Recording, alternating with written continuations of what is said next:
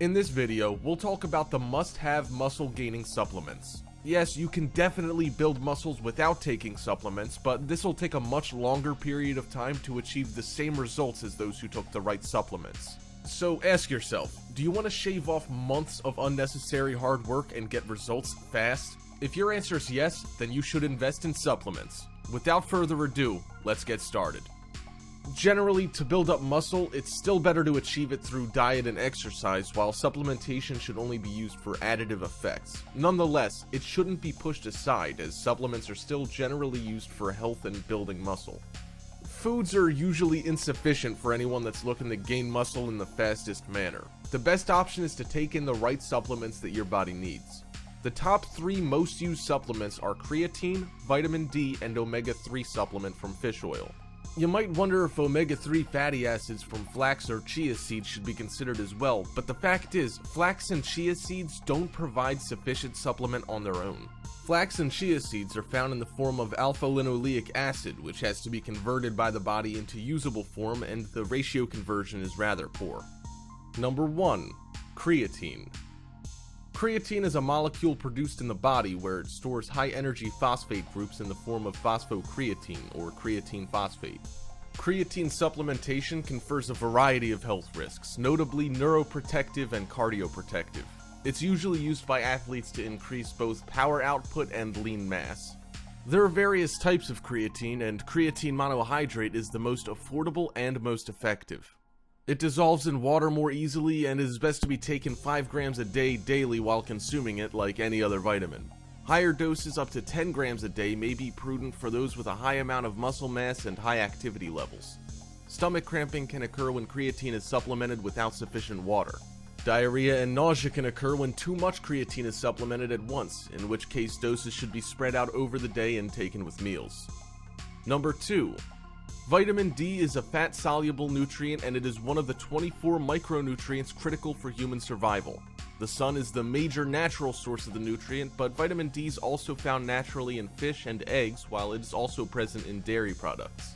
Supplemental vitamin D is associated with a wide range of benefits, including increased cognition, immune health, bone health, and well-being, while reducing the risk of cancer, heart disease, diabetes, and multiple sclerosis.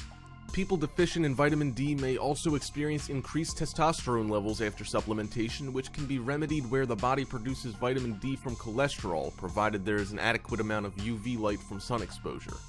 Most people are not deficient in vitamin D, but they don't have an optimal level of vitamin D either. Due to the many health benefits of vitamin D, supplementation is encouraged if optimal levels are not present in the body. The recommended daily allowance for vitamin D is currently set at 400 to 800 international units a day, but this is too low for adults. The safe upper limit in the United States and Canada is 4,000 IU a day, but research suggests that the true safe upper limit is 10,000 IU a day.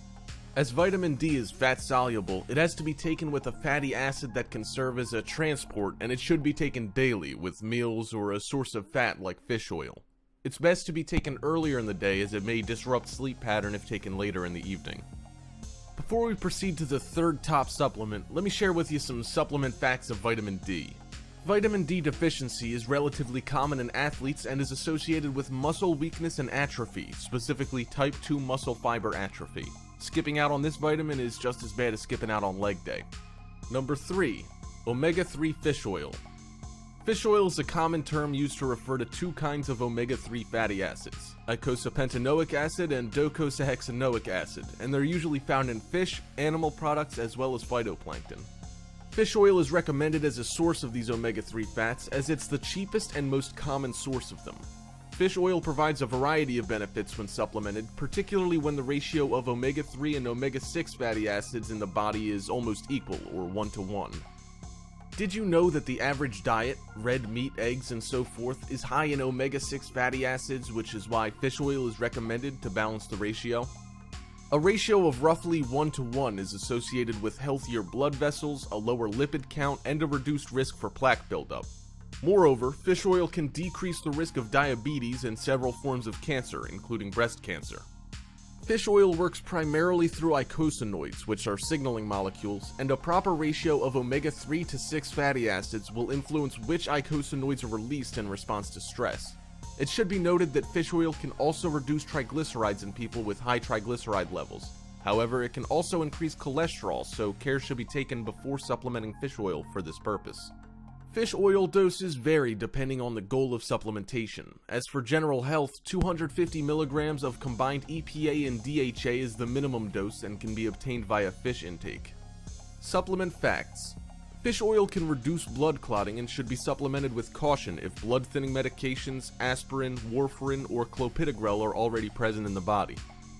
Next, we'll talk about lists of foods and supplements to avoid. When it comes to determining what food you should and should not eat, the only significant point is that calories matter more than specific foods. Adequate macro and micronutrition are an essential part of a healthy diet, and nonetheless, proper caloric intake is the most important rule regardless of the source and whether or not the food is natural, whole, clean, or dirty. Preparation is the key to eating healthy. It may sound tricky and complex to prepare. Don't overthink it. Instead, choose food that you enjoy eating and make a balanced meal. Various nutrition studies have indicated that having excess body fat, type 2 diabetes, and increase in weight are resultant from consuming and storing excess calories than one burns. Eating too much of any type of calories, whether from whole food or not, will cause these problems. Generally, the food that you really need to avoid when bulking is junk food and sugary food. Sugars are the main factor that you really need to look out for, as they're present in foods particularly that aren't fresh, frozen, or dried. Additionally, sauces such as pasta sauce, ketchup, and chili sauce contain sugar as well. You should also avoid fruit juices and fizzy drinks. There's various sugar content that you need to look out for as well, and this list below is generally what you need to keep an eye out for.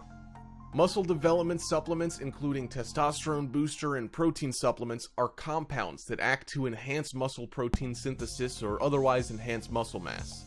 There are various supplements that would improve muscle growth, but only a handful of them are actually scientifically proven to work if consumed in the recommended method.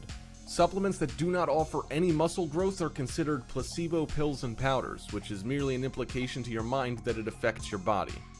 These supplements only give you the psychological benefit, if you believe it works, than any physiological effect. So save yourself from investing in pills and powders that don't work and invest in those that are proven to promote muscle growth.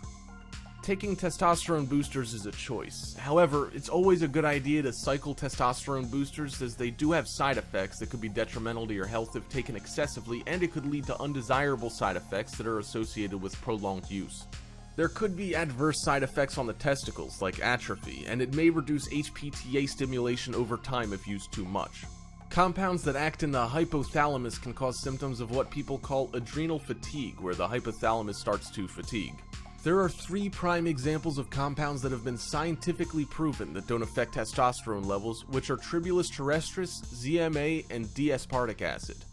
Tribulus terrestris simply doesn't have any factors that would increase testosterone levels, as well as body composition and improving exercise performance.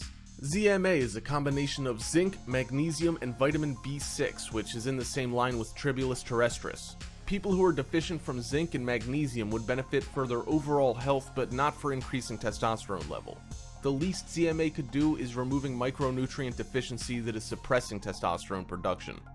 D-aspartic acid could increase testosterone levels, but the effects are short-lived and temporary. To put it in one word, it's unreliable.